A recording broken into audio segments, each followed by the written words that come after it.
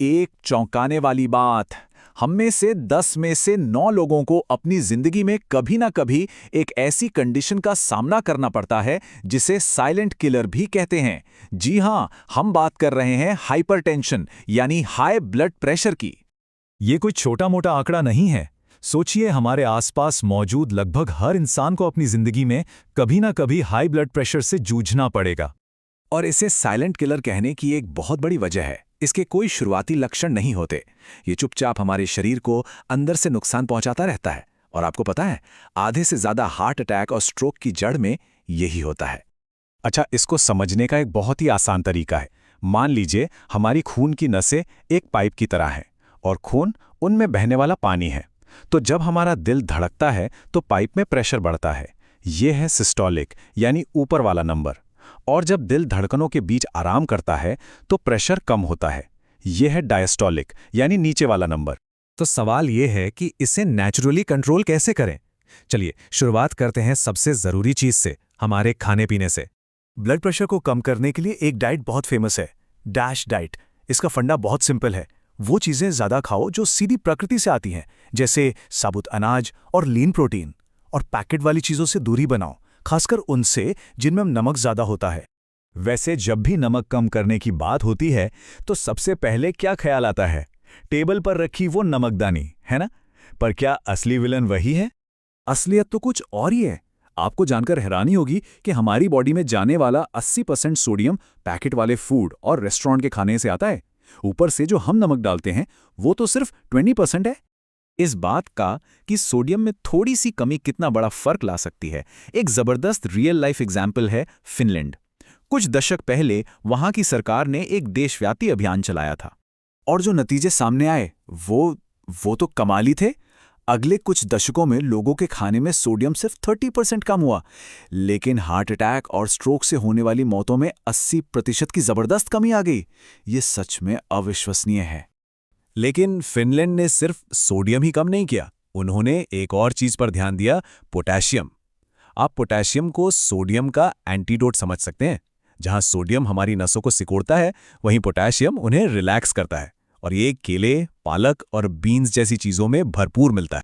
तो डाइट की बात तो हो गई, लेकिन ये तो बस शुरुआत है। चलिए अब देखते हैं कि हमारी लाइफस्टाइल और एक्सरसाइज क्या कमाल कर सकती हैं।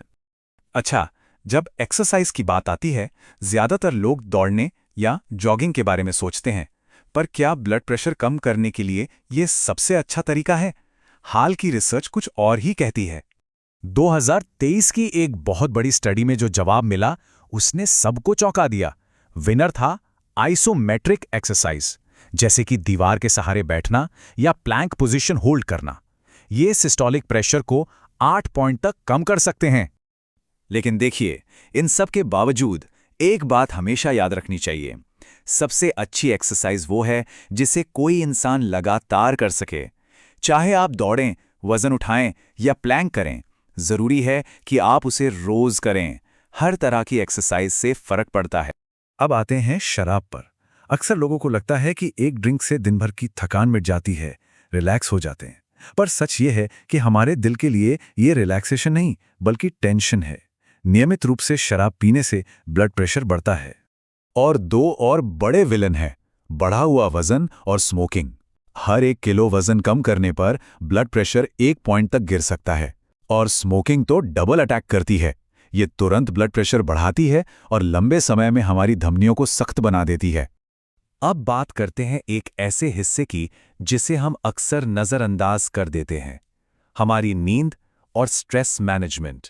क्या कभी ऐसा होता है कि सब कुछ सही करने के बाद भी ब्लड प्रेशर नीचे नहीं आ रहा? इसकी एक बहुत बड़ी छिपी हुई वजह हो सकती है ऑब्स्ट्रक्टिव स्लीप एपनिया। ये एक ऐसी कंडीशन है जिसमें नींद में सांस बार बार रुकती है।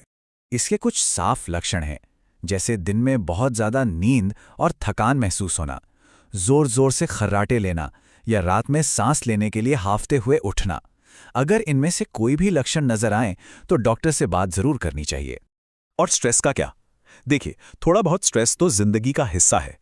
असली प्रॉब्लम तब शुरू होती है जब स्ट्रेस परमानेंट हो जाता है और उससे निपटने के हमारे तरीके गलत हों, जैसे ज्यादा खाना, शराब पीना या स्मोकिंग करना।